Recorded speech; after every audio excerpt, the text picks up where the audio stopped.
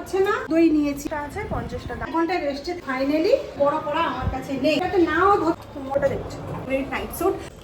বন্ধুরা good morning সবাইকে, কেমন আছো সবাই? আশা করি সকলে ভালো আছো আর সুস্থ আছো।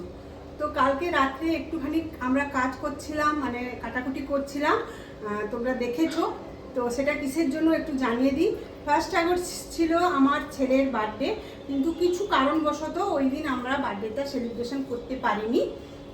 তো যেহেতু ওর বন্ধু বান্ধবকে নেমন্তন্ন করা হয়ে গিয়েছিল আর তার বার্থডেটাও সেলিব্রেশন হয়নি, তাই আজকে মানে 10 আগস্ট ওর বার্থডে সেলিব্রেশন করছি। আর বন্ধু বান্ধব আসবে। তো সমস্ত কিছু তো কাটাকুটি কমপ্লিট প্রায় হয়ে গেছে।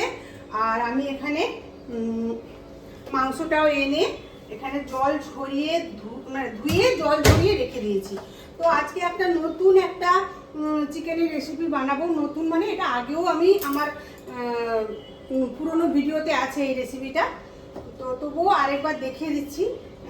এটাকে আমি এখন ম্যারিনেট করে রাখবো। তো কিভাবে ম্যারিনেট করছি, কি লাগছে সেটা তোমাদেরকে আজকে দেখাচ্ছি। প্রায় 3 কিলোর উপরে মাংস আছে। এটাকে ধুয়ে ভালো করে রেখে দিয়েছি। আর এখানে দেখো আদা রসুনের পেস্ট আছে। হ্যাঁ, এখানে আদা রসুনের পেস্ট করে রেখে দিয়েছি, এটা দিলাম। দই নিয়েছি, টক দই দেব বেশ খানিকটা, 3 কিলো ওজনের মাংসের যতটা হয়। এখানে নুন দেব না, খালি আদা রসুন বাটা আর এই টক দই দিয়ে এটাকে প্রায় 1 ঘন্টা মতন আমি ম্যারিনেট করে রাখবো। অনেকে এখানে কাসুরি মেথি দেয়, কিন্তু আমি দেব না, কারণ অনেকে কাসুরি মেথি খেতে ভালোবাসে না, তাই আমি দেব না। তোমরা পারলে এখানে একটু কাসুরি মেথি দিতে পারো আর গোলমরিচের গুঁড়ো, যেহেতু বাচ্চারা খাবে ওই জন্য আমি না একটু ঝালটা একটু করছি। গোলমরিচের গুঁড়োর না একটা আলাদাই ঝাঁঝ আছে আর ঝাল আছে। ম্যারিনেট করা হয়ে গেছে, এবার এটাকে আমি চাপা দিয়ে 1 ঘন্টা রেখে দেবো এই রেসিপিটার জন্য। আর এখানে আমি পেঁয়াজ কেটে রেখে দিয়েছি।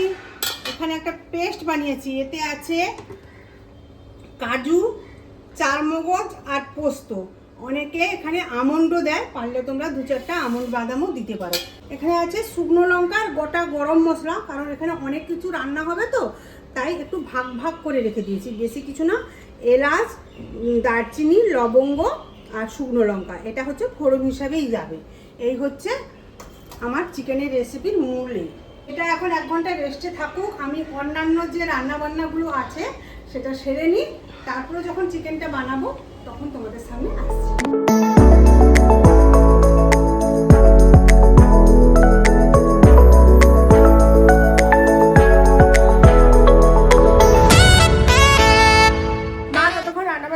ততক্ষণ আমি গিয়ে স্নান করে চলে এসেছি। স্নান পুজো হয়ে গেছে আর ভাই গেছিল এসব জিনিসপত্র আনতে, তাই ভাবলাম যে এই জিনিসপত্রের যা যা দাম নিয়েছে একটু শেয়ার করা যাক।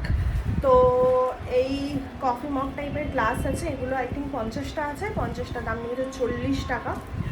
আর এদিকে বাটি আছে, এগুলো হচ্ছে 40টা আছে প্যাকেট, কোনো লুজ পাওয়া যায় না, এটার দাম নিয়েছে 30 টাকা। আর তার সাথে এই যে থালাটা নিয়েছে, মানে এই প্লেটগুলো নিয়েছে হচ্ছে তোমার 20 টাকা, 20টা আছে 30 টাকা।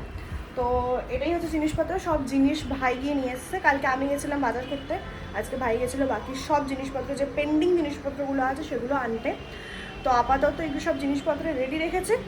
এবার মায়ের রান্না বাকি সব জিনিস হয়ে গেছে, শুধু মাংসটা যেহেতু রেসিপিটা শেয়ার করবে সেটুকু ওটা বাকি রেখেছে, ওটা তোমাদের সাথে শেয়ার করবে। অ্যান্ড বাকি যা যা আছে সেগুলো কমপ্লিট করবে। মোটামুটি প্রায় রান্না কমপ্লিট হয়ে গেছে, খালি মাংসটা আর ভাতটা বাকি আছে। তো এখানে মাংস বসিয়ে দিয়েছি, কড়াটাকে একটু ইগনোর করো, কারণ এতেই সব রান্না হয়েছে, এর থেকে বড় কড়া আমার কাছে নেই। হ্যাঁ, 10-12 জন 15 জন খাবে তো তার জন্য। আর এখানে ভাত বসিয়ে দিয়েছি। তো কড়াই, এই যে কড়াতে তেল বসিয়ে দিয়েছি, যেহেতু আমি চিকেনের রেসিপিটা আমি কীভাবে করি দেখাবো তার জন্য। কড়াতে দিয়ে দিয়েছি সর্ষের তেল। এখানে তোমরা সাদা তেল আর ঘি মিশিয়ে করতে পারো, কিন্তু আমি ঘি খাবো না আর সাদা তেলও আমার বারণ আছে বলে, আমার নিজের বারণ আছে বলে আমি সর্ষের তেলেই রান্না করছি। তো আর এখানে আমি না ওই গরম মশলাগুলোকে একটুখানি থেতো করে নিয়েছি, কারণ এটা গরম মশলা না এমনিতে মুখে লাগে বলে একটু থেতো করে নিয়েছি। তো এখানে তেলটা গরম হয়ে গেছে, এবারে এই যে গোটা গরম মশলা ফোড়ন হিসাবে দিয়ে দেবো। এখানে 3 কিলো মাংসর মতো আমি সেই অনুযায়ী পেঁয়াজ নিয়েছি, প্রায় 500-র উপরে পেঁয়াজ কাটলাম। পেঁয়াজটা একটু ভালো লাল লাল করে কাটবো। এই পেঁয়াজটাকে ভালোভাবে মজে যাওয়ার জন্য, মাংসে তো আমি নুন দিইনি, তাই একটুখানি আমি অল্প পরিমাণে নুন দেবো, যাতে পেঁয়াজটা মজে যায় তাড়াতাড়ি। ভাজতে অনেক টাইম লাগে। ভাজা হয়ে গেছে, আর আদা রসুনও দিয়ে দিচ্ছি। দিয়ে আদা রসুন বাটা অল্প করে দিয়েছি, যেহেতু সেটাই আছে ওই জন্য অল্প করে একটু আদা রসুনের বাটা দিয়েছি। দিয়ে এরকম ভাজা হয়ে গেছে, কেমন তেল ছেড়ে আসছে, এরকম সাইডে সাইডে তেল ছেড়ে আসছে। মোটামুটি এটা মশলাটা ভাজা কমপ্লিট হয়ে গেছে। আছে একটুখানি শুকনো লঙ্কা বাটা আর হলুদ গুঁড়ো, ধনে জিরে গুঁড়ো দিয়ে এটা এমনি মিক্সি একটুখানি শুকনো লঙ্কাটাকে বেটে রেখেছি সব কিছু দিয়ে। আর একটুখানি পেঁয়াজ আছে, পেঁয়াজ বেটে রেখেছি, এটাকে দিয়ে দিলাম। দিয়ে এবার এটাকে কষাবো ভালো করে। কষানো হয়ে গেছে, কষানো হয়ে যাবার মেন দেখো এই যে সাইড থেকে সব তেল কিন্তু ছেড়ে গেছে। এটা আরেকটু কষিয়ে নেবো। দেখো তেল সব ছেড়ে গেছে। এই মশলাতে দিয়ে দেবো অল্প করে ফেটানো টক দই, সেটাও দেওয়া আছে, আর একটু টক দই দিয়ে দেবো। এটাকে একটু ভালো করে কষাবো টক দইটাকে। কষানো হয়ে গেছে। এবারে মেন জিনিস এই যে কাজু, চারমগজ আর পোস্ত, তোমরা একটু আমন্ড দিতে পারো, এটা এবারে দিয়ে দেবো। এই সময়টা কিন্তু ফ্লেমটা একটু একবারে লো থাকবে, কারণ নাহলে ফেটে যাবে সমস্ত কিছু। তো এটাকে না বেশি কষানোর দরকার নেই, হালকা করে কষাবো। এখানে না অল্প হলুদ দেবে, অনেকে হলুদ দেয় না, কিন্তু আমি একটু অল্প হলুদ দিয়েছি, কারণ এটা একটুখানি সাদা সাদা হলে না ভালো লাগে দেখতে।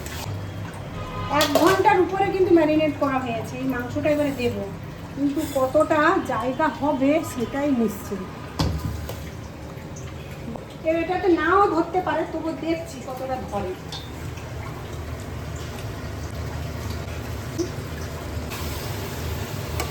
হয়ে গেছে আমার মাংসটা, যখন মজে যাবে না তখন কিন্তু কড়াটা ধরে যাবে।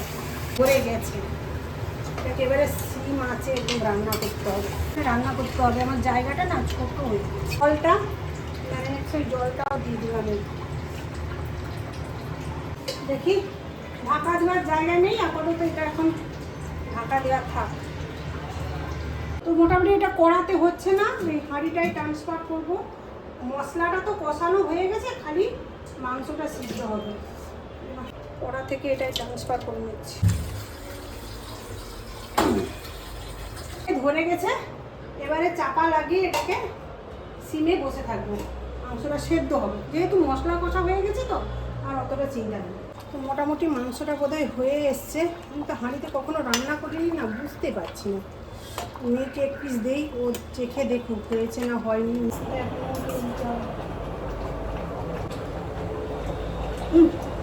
গরম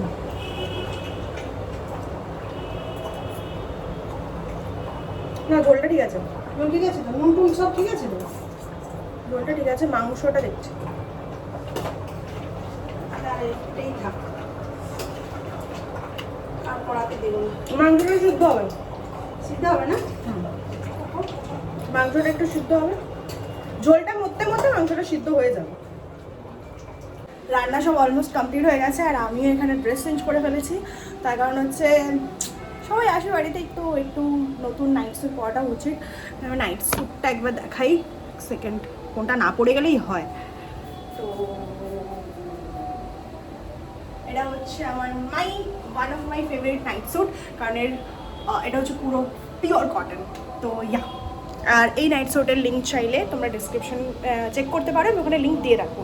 চলো ফটাফট এখন ওয়েলকাম ড্রিঙ্কসটা রেডি করে যাও। ওয়েলকাম ড্রিঙ্কস বলতে মাজা নিয়ে এসেছি, তো সেটাই আমি ফটাফট করে সার্ভ করে দিই ওদেরকে। সবাই অলরেডি চলে এসেছে।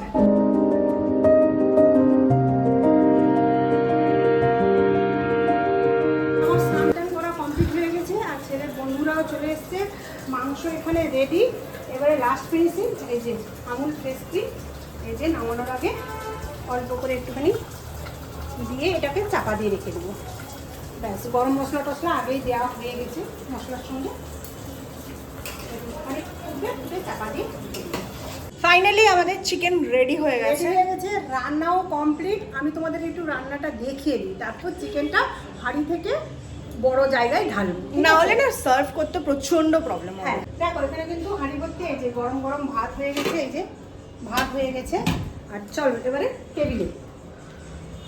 তো এখানে টেবিলটা একটু মেসি আছে কারণ সব জিনিসপত্র এদিক ওদিক, তো ইগনোর। হ্যাঁ এই যে এখানে হয়েছে আলুর দম, এখানে আমি করেছি এই যে টমেটো দিয়ে চাটনি, এটাকে এখানে আছে ওই কাজু কিশমিশ আমসত্ত্ব যেমন হয় টমেটো দিয়ে চাটনি। এটা হচ্ছে ভেজ ডাল, এতে আছে ওই পনির, এ দেখো পনির, তারপরে গাজর, বিনস, মুগ ডাল, এটা নিরামিষ। হ্যাঁ ঘি গরম মশলা দেওয়া হয়েছে, ভাজা হয়ে গেছে, পেপারে রেখে দিয়েছি। এবারে হাঁড়িতে মাংসটা রেডি আছে, এই বড় জায়গাটায় ঢালবো কারণ দিতে সুবিধে হবে, ঠিক আছে? আচ্ছা ঢালা যাবে না, দেখছি তুই বললো না বোঝ, দেখ ঢালো না, ঢালা যাবে না, ঢালা যাবে না, আমার হাতে লাগবে। এই দেখো ফাইনাল লুক, এটা খুব গরম আর ঢালা যাবে কিন্তু আমি সাহস পাচ্ছি না। অল্প একটু ঢেলে নেওয়ার পরে তারপর হাঁড়িটা উল্টে দেবে। হ্যাঁ স্মেলটা কিন্তু বেশ ভালো আসছে, দেখতেও বেশ ভালোই হয়েছে। টেস্ট তো করেছি মোটামুটি, নো ডাউট ভালো। এবার বাকিটা দেখা যাবে। তোমরা একবার বাড়িতে ট্রাই করে আমাকে জানিও, হ্যাঁ কেমন হয়ে। রেসিপিটা তো অলরেডি শেয়ার আছে, একবার ট্রাই করো, দেখো আই থিঙ্ক ভালোই লাগবে। এখন এখানে হাঁড়ি উল্টানো হচ্ছে। ফাইনালি আমার, এটাকে আমি মহারানি চিকেন বলি, তোমরা যা ইচ্ছা নাম দিতে পারো, এটা আমার নিজের তো যদি তোমরা কিন্তু কাসুরি মেথি দিতে পারো, খেতে খুব ভালো লাগবে। যেহেতু অনেকে কাসুরি মেথি খায় না, ওই জন্য আমি দিই না। বাড়িতে যখন আমি এটা করি তখন কিন্তু আমি কাসুরি মেথি দিই। এখন টাইম হয়ে গেছে খাওয়ার, সব রেডি করে ফেলেছি। এবার জাস্ট ওরা বসবে আর আমি আর মা সার্ভ করে দেবো এক এক করে।